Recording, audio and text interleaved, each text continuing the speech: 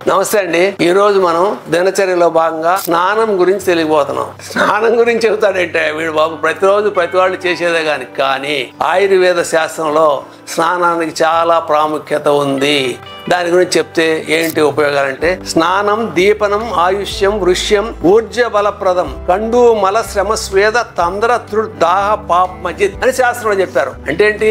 స్నానం చేసినందువల్ల ప్రతి వ్యక్తి కూడా ఆరోగ్యంగా ఆయుష్ పెరుగుతుంది, మంచి బలం శక్తి వస్తుంది, ఆకలి బాగా అవుతుంది, డైజెషన్ బాగా వస్తుంది, ప్రశాంతంగా ఉంటుంది, తీసుకున్న ఆహారం కూడా సక్రమంగా పాచనం అయ్యి ఎరుగుదల అవుతుంది, చక్కగా నిద్ర పడుతుంది. అలాగే ఏంటంటే దురద చర్మ వ్యాధులు రాకుండా ఉంటాయి. ఇవాళ బయట మనం రెగ్యులర్ గా బయట తిరిగేటటువంటి ఈ కంటామినేటెడ్ వాతావరణంలో పొల్యూషన్ లైఫ్ లో స్నానం చేసినందువల్ల ఆ పొల్యూషన్ ఉన్నటువంటి అన్ని వ్యర్థ మలాలన్నీ కూడా పోయి శరీరం నిర్మలంగా మంచి ప్రసాదకరంగా మంచి కాంతివంతంగా తయారవడానికి కూడా అవకాశం ఉంది. అలాగే అలసిపోతాం, ఎంతో పని చేసి కష్టపడి అలసిపోయిన తర్వాత స్నానం చేస్తే చాలా హ్యాపీగా అలసట కూడా తగ్గుతుంది, దప్పిక తగ్గుతుంది, ప్రశాంతంగా ఉంటుంది.